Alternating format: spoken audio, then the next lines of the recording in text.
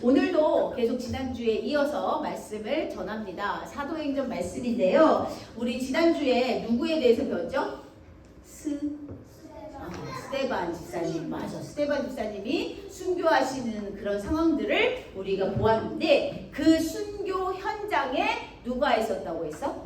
사울이 있었어. 사울. 또 어떤 친구가 이 사울? 어디서 들어본 것 같은데 왕인가? 이렇게 생각하시면 안 돼요. 이 사울 왕은 구약 시대의 왕이고 이 사울은 신약에 있는 사울, 우리가 말하는 바울 사도의 이름 사울입니다.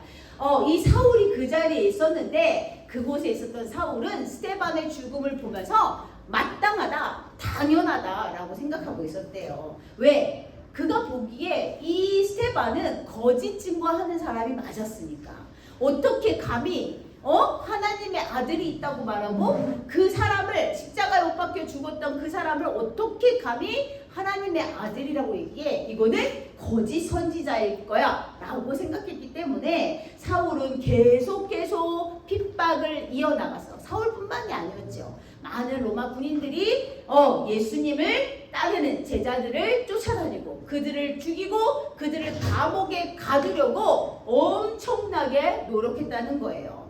이렇게 그 사울이 주동이 된 이유가 뭘까? 왜 사울은 저렇게 예수를 믿는 제자들을 저렇게 죽이지 못해서 감옥에 갇히게 하지 못해서 안달을 할까라고 우리가 생각을 하고 오늘 그것을 함께 배워보도록 하겠습니다. 사울은 어떤 사람인가 먼저 알아보겠습니다. 사울은요, 다소 사람이고요, 로마 시민이에요. 로마 시민권을 가졌다는 것은 상위 계층, 특별한 특권이라고 생각했던 거예요. 그리고 존경받는 종교적인 가정, 엄마가 아빠가 이미 히브리 사람이었고 이미 하나님을 잘 섬기는 그런 가정에서 태어났어요. 그런데 이 사람이 공부를 열심히 했고 또 예루살렘에 가서도 공부를 했는데 그곳에서 무엇을?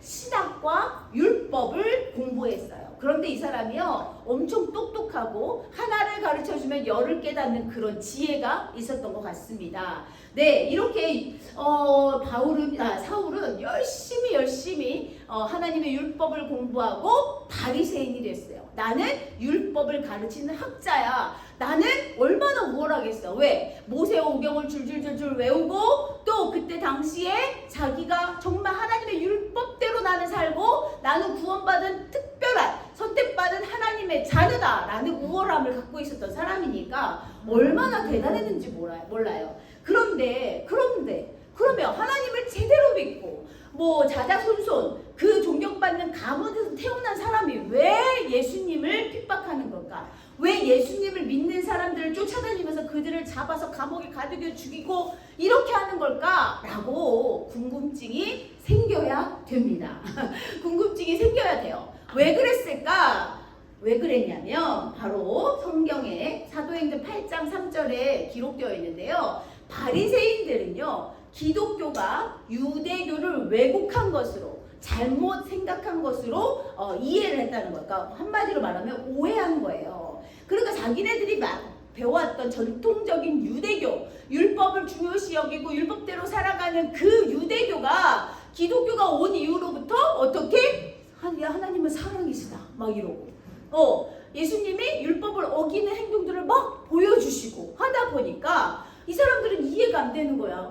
우리가 배웠던 내용이 아니야. 우리가 배웠던 대로 저 사람 살지 않는데 어떻게 저 사람이 하나님의 아들이라는 거야. 말도 안 돼 라는 생각을 갖고 있었던 거죠. 그게 너무나 강력했기 때문에 이 사울은 자기의 종교 유대교를 지키기 위해서, 수호하기 위해서 교회를 끝까지 없애려고, 예수를 따라가는 제자들을 죽이려고 엄청나게 핍박했다는 것을 알 수 있어요. 결국 예수님이 하나님의 아들이라는 것을 절대로 믿지 못하겠어. 왜? 그 예수의 행적을 보니 물론 기적도 이적도 보여줬지만 아니야. 우리의 율법대로라면 예수는 지금 율법을 어기는 행동을 너무나 많이 하고 있거든. 절대로 우리가 믿는 하나님의 아들 예수님이라고 말할 수 없어 라고 그들은 더 생각했고, 예수를 믿는 사람들이 늘어나면 늘어날수록 이 사람들의 핍박은 더 강력해졌다는 것을 알 수 있어요.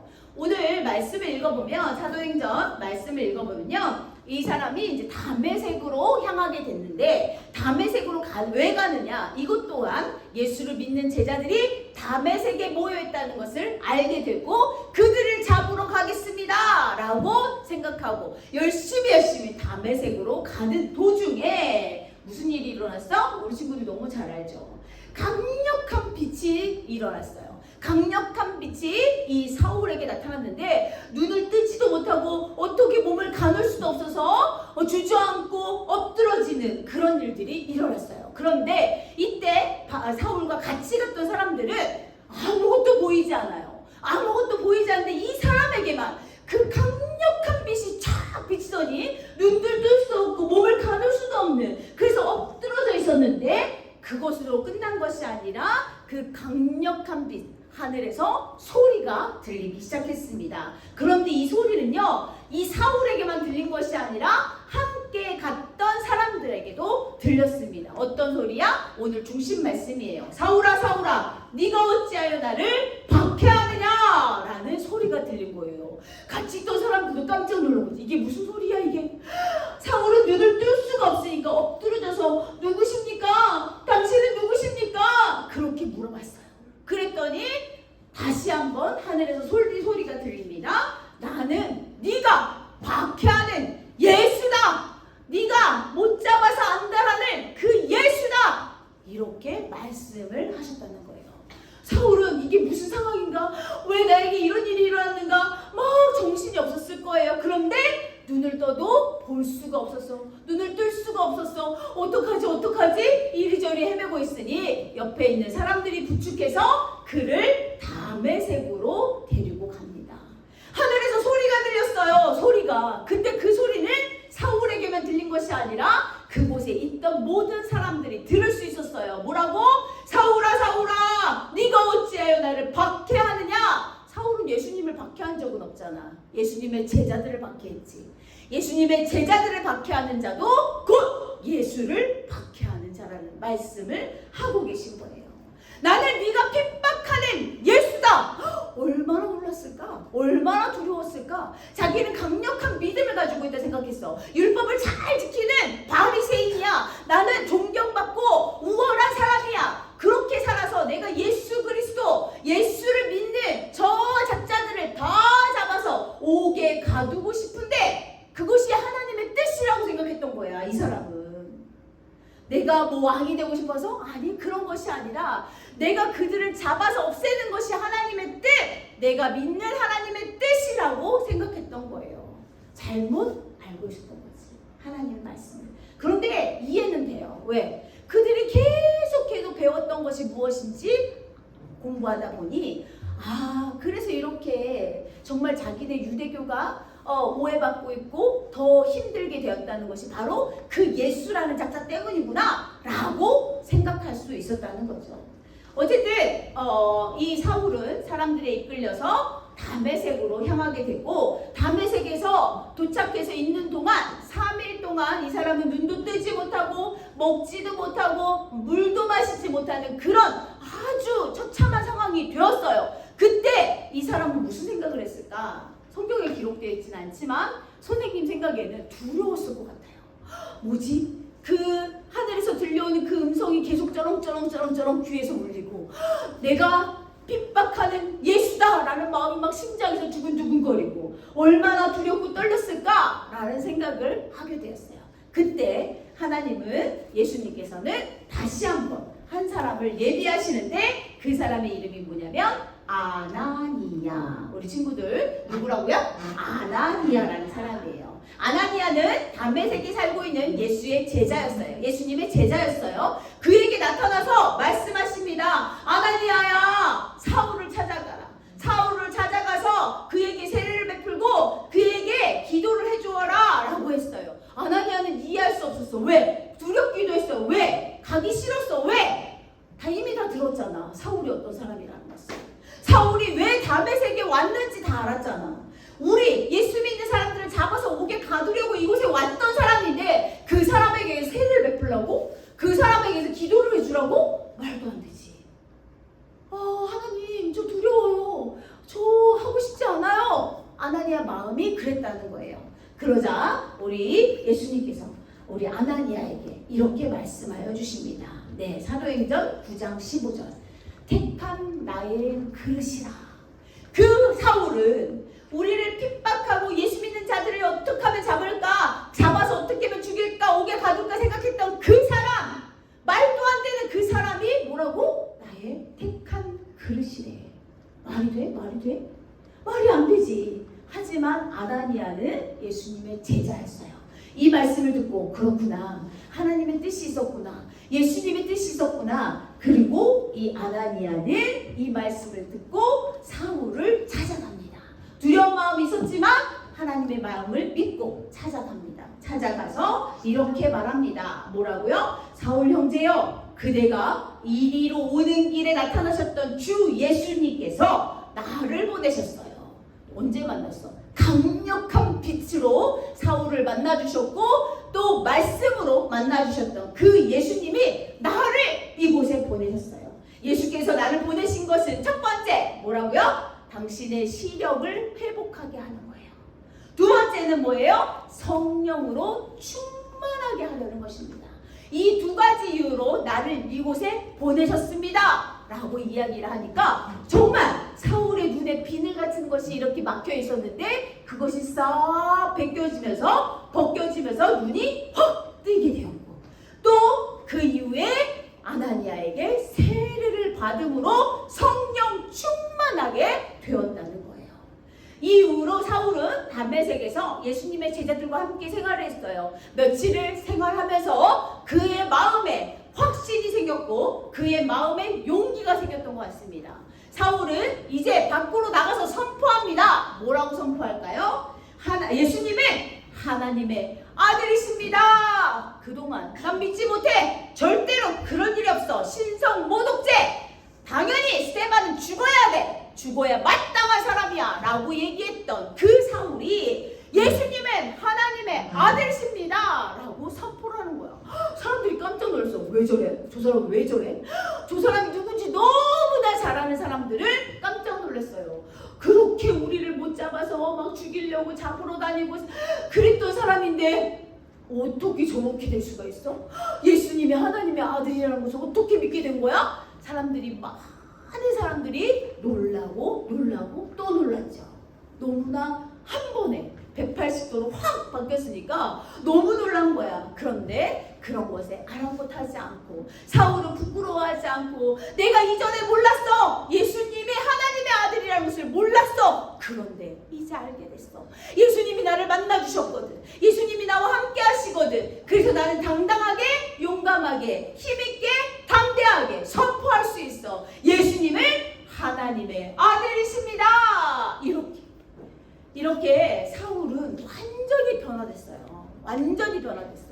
그리고 사울은 계속 기록합니다. 뭘 기록해?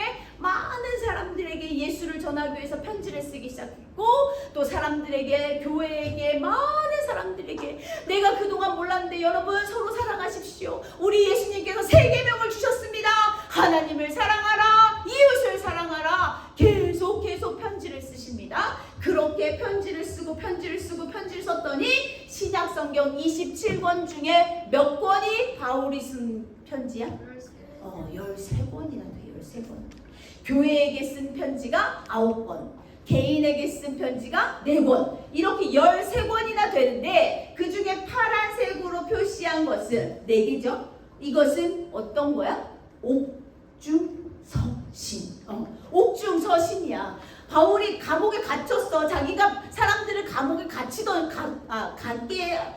감옥에 보내던 사람이었는데 그 사람이 오히려 자기가 감옥에 갇히게 됐단 말이야. 근데 그곳에서도 글을 쓰는 거, 편지를 쓰는 거 쉬지 않았어. 에베소서, 빌립보서, 골로새서, 빌레보서를 쓰면서 그 사람들에게 끊임없이 나는 옥중에 갇혔지만 걱정하지 마세요. 난 지금 너무 행복합니다. 여러분 힘내십시오.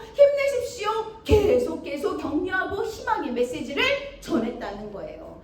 와, 어떻게 이럴 수 있을까? 예수님을 믿는 제자들을 잡아서 옥에 가두고 그 놀라운 진짜 하나님의 사람들을 돌로 때려 잡아 죽이고 어떻게 하면 죽일까 생각만 했던 그 사울이 예수님을 만나고 나서 완전히 변했는데 놀라운 일들이 일어났어요.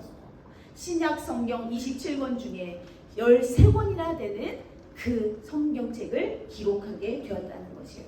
우리 친구들 알고 있죠? 사울이 바울 되었다. 근데 뭐 선생님이 막 검색하다 보니까 또 책을 찾아보니까 사울 바울 똑같은 말이라고 뭐 이런저런 얘기가 있는데 우리는 뭐 그런 것이 중요한 것이 아니니까 우리가 생각해 볼 때 그렇구나. 사울이었었던 때 예수님을 알지 못했던 사울이었을 때 또 예수님을 알고 난 바울이었을 때 와 어쩜 이렇게 변할 수 있지? 180도 변한 우리 사도 바울의 모습을 보여주세요. 예수님을 만나기 전에는 예수님을 믿는 사람을 죽이러 찾아다녔고요. 유대교를 열심히 믿고 조상들의 전통을 지키려고 최선을 다했어요. 그리고 예수님의 제자들을 잡기 위해 다메섹으로 그들이 모여있다 소문만 들으면 쫓아가는 거야. 잡으러. 그런데 예수님을 만난 후에 어떻게 됐어요? 예수님을 위해 목숨도 아까워하지 않았어요. 감옥에 갇혀도 심한 고통을 당해도 정말 어려운 일들을 겪어도 괜찮아. 왜? 너무 기쁘고 감사해 라고 생각했다는 거죠. 예수님이 하나님의 아들이심을 선포하고요. 복음을 전하는 사도 바울이 되었다는 거예요. 그래서 사도라는 이름이 그 앞에 딱 기록이 된 거예요.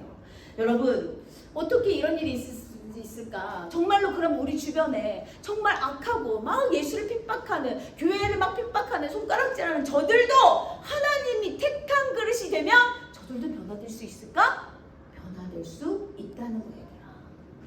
나 부족하고 연약한데 나 지금 아직도 예수님을 못 만난 것 같아. 교회 맨날 매주마다 오긴 하지만 나 아직 잘 모르겠어. 정말 예수님이 살아계신 걸까? 나와 함께 하시는 걸까? 잘 모르겠어. 걱정하지 마. 우리는 예수님의 택한 그릇이기에 우리가 어떤 행동을 해도 예수님이 또 바르게 인도하실 건데 중요한 건 그렇다고 막 살아야지 이렇게 살면 안 되겠죠. 그래서 이 바울은 특별한 사람이에요. 주께서 이르시되 가라. 이 사람은 내 이름을 이방인과 임금들과 이스라엘 자손에게 전하기 위하여 택한 나의 그릇이라. 그런데 이 뒤에 말씀이 선생님이 안 적었는데 이 뒤에 말씀 이 사람이 엄청난 고난을 당할 것이라고 말씀하셨어요. 어떻게? 예수를 증거하면서 엄청난 고난을 당할 것이라고 말씀하셨어요. 이 고난과 이 고통과 이 아픔과 핍박들을 다 견뎌낼 수 있는 사람, 강력한 그 사람, 왜 하필이면 바울이었을까? 왜 사울이었을까?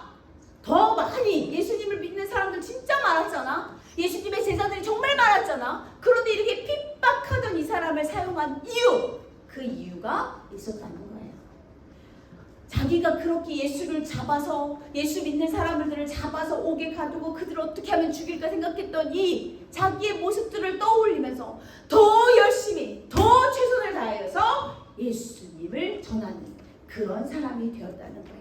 그래서 로마서 8장 28절에 이런 말씀이 있습니다. 우리가 알거니와 하나님을 사랑하는 자 곧 그의 뜻대로 부르심을 입은 자들에게는 뭐가? 모든 것이 악한 거, 선한 거, 기쁜 거, 슬픈 거, 괴로운 거, 이 모든 것이 다 합력하여 선을 이룬다는 거야.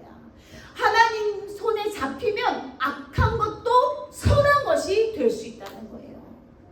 하나님 앞에 하나님께 손에 딱 사로잡히면 그 모든 것이 힘써서 합력하여 선을 이룬다고 로마서 8장 28절에 말씀하고 계신다는 거야. 왜? 자신의 모습을 보니까 그렇거든. 바울이 예전에 자기의 모습을 보니까 야 그래 나 같은 자도 우리 예수님께서 나를 살려주셨는데 야 나보다 더 심한 자가 있으랴? 없을 거야. 이런 나도 이 약한 나도 예수님의 손에 붙잡히니까 예수님이 기뻐하신 일을 감당하게 되었는데 하물며 너희일까? 하물며 너희들은 할 수 있다는 거죠. 모든 것이 합력하여 선을 이뤄. 그래서 우리가 악한 것을 바라볼 때, 교회를 핍박하는 사람들을 바라볼 때, 교회를 막 개독교라고 욕하는 사람들을 바라볼 때 그들을 같이 맞짱 써서 막 같이 욕하는 이 무식한 것들아 막 이렇게 말하면 안 된다는 거야. 왜? 그를 긍휼하게 불쌍하게 여겨. 왜? 언젠가 하나님이 그들을 사용하실지도 모르거든. 그래서 우리가 그들을 바라볼 때 같이 욕하고 같이 손가락질하고 같이 막 소리 지르는 것이 아니라 그들을 긍휼한 마음으로 불쌍히 여기는 모습들을 우리는 배워야 될 것이에요. 로마서 8장 32절 말씀 한번 읽겠습니다. 시작. 자기 아들까지도 아끼지 않고 우리 모두를 위해 내어주신 분께서 그 아들과 함께 우리에게 모든 것을 은혜로 주지 않으시겠습니까? 아멘. 무슨 말이에요? 우리 하나님은 우리를 너무 사랑하셔. 말로만 사랑해 한 것이 아니라 하나밖에 없는 아들을 주셨어. 그 정도로 우리를 사랑하시는데 그 외에 아들보다 더 귀한 게 있을까 없을까? 없단 말이야. 아들보다 더 귀한 것이 없어. 아들을 주셨는데, 이미 아들을 주셨는데 그 나머지 것들은 이미 다 주신 거나 마찬가지라는 거야. 모든 것을 은혜로 주신다는 거죠. 이제 정리할 텐데요. 예수님과의 인격적인 만남을 했던 그 사도 바울을 우리가 바라볼 때, 와, 예수님을 만나면 저렇게 변화되는구나. 많은 사람들이 놀라 자빠졌지. 어떻게 저렇게 하루아침에 저렇게 변할 수가 있어? 진짜 기가 막혀. 진짜 기가 막혀. 예수님과의 인격적인 만남은요, 성령으로 거듭날 수 있다는 얘기예요. 성령으로 거듭났다는 말이에요. 결국 이 성령으로 거듭났다는 것은 뭐야? 나는 죽고 예수로 살자 라고 선포했던 그 말씀이야. 삶으로 믿음을 보여줘요 했던 그 말씀이라는 거야. 예수님과 인격적으로 만난 사람들은요, 삶으로 믿음을 보여줄 수밖에 없어요. 나는 죽고 예수를 살 수밖에 없어요. 나의 인격, 나의 성격, 나의 성품, 나의 모든 것이 내 것만 주장하는 것이 아니라 바로 예수의 인격, 예수의 성품, 예수의 마음을 전하는 자가 될 수밖에 없다는 거예요. 그런데 이렇게 성령으로 거듭난 사람, 예수님과 인격적으로 만난 사람은요, 특징이 있대요. 3가지 특징, 그거만 살펴보도록 하겠습니다. 네, 예수님을 인격적으로 만난 사람들에게 반드시 나타나는 큰 특징 3가지가 있는데, 첫 번째, 시작! 자신이 죽을 수밖에 없는 죄인이라는 고백. 난 죄인입니다 라고 고백을 한다는 거예요. 두 번째, 시작! 예수님의 십자가 은혜를 믿어 영원한 형벌이 면제되었음에 대한 확신. 맞아, 내가 십자가 못 박게 죽었어야 되는데 예수님이 나 대신 죽어주셨어. 감사합니다. 이런 확신. 세 번째, 시작! 무신론적 과거의 삶을 벗어버리고 오직 주만 따르려는 결단. 이것이 있다는 거예요. 이 3가지는요, 반드시 있는 거예요. 우리 체크해보세요. 나 이런 거 있나? 나 죄인이라고 고백할 수 있나? 나 죄인인가? 또 내가 정말 내 죄가 내 형벌이 면제되었다는 확신이 있나? 또 내가 오직 주님만 따르겠다는 결단이 있나? 이 3가지가 반드시, 이것은 누구는 있고 누구 없는 것이 아니라 예수님을 인격적으로 만난 사람에게는 반드시 나타나는 결과, 특징이라는 거예요. 그런데요, 이렇게 바울처럼 한 번에 단번에 확 변하는 사람도 있지만 대부분이 그렇지 못해요. 대부분은 어떻게 변하느냐? 점진적으로, 차근차근, 차례차례 변하게 된다는 거예요. 그래서 4번째, 5번째 특징이 있습니다. 보여주세요. 실제로 주님의 계명을 지키려고 살려고 노력하는 거야. 나 하나님의 말씀대로, 예수님의 3계명 뭐야? 하나님을 사랑하라, 이웃을 사랑하라는 그 계명대로 살기 위해서 노력하는 거야. 나 노력해야 돼. 그래서 말씀도 읽고 묵상하고 암송하고 선포하는 그런 일들을 행하는 거야. 말씀을 읽을 때마다 눈물이 주룩주룩 흘러. 왜? 예수님의 은혜가 너무 감사해서. 그것이야. 그렇게 나타나는 거야.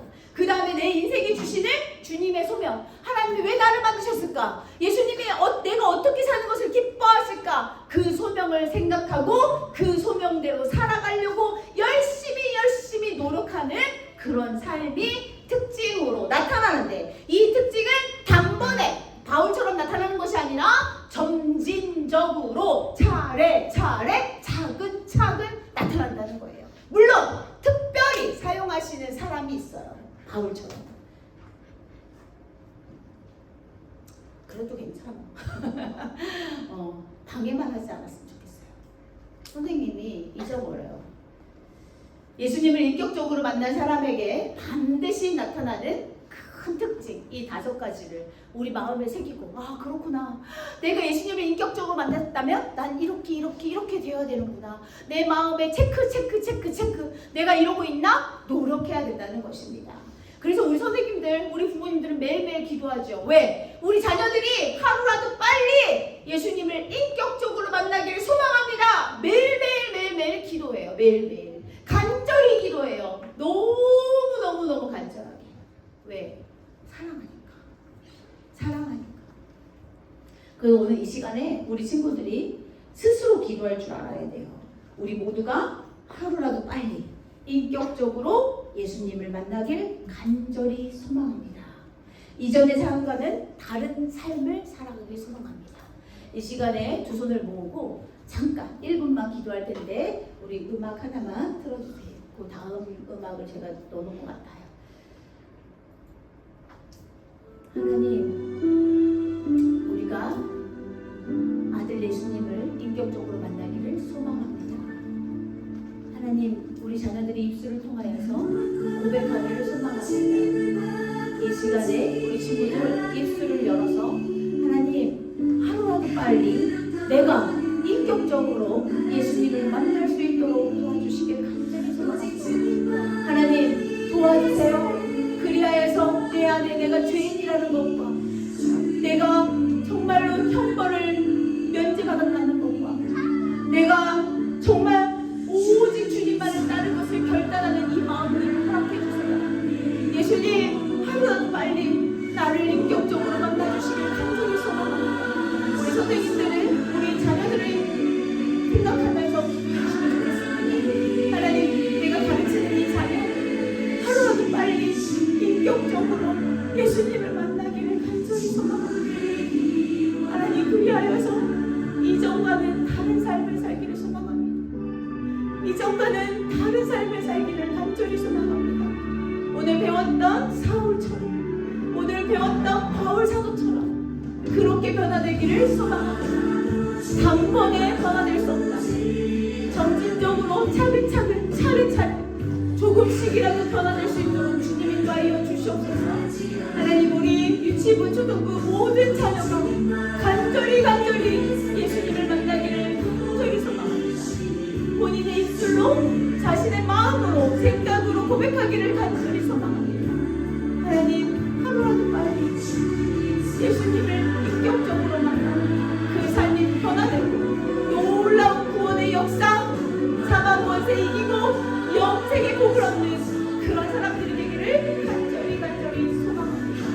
하나님, 함께하여 주시옵소서. 하나님, 이끌어 주시고 인도하여 주시옵소서.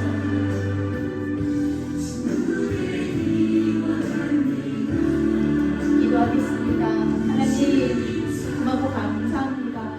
오늘 주신 말씀을 기억합니다.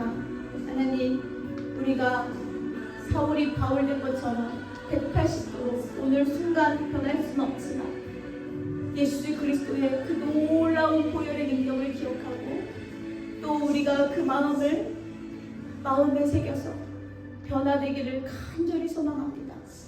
예수님을 인격적으로 만날 수 있도록 주님 인도하여 주시고 우리 자녀들이 입술을 열어서 예수님 만나주세요.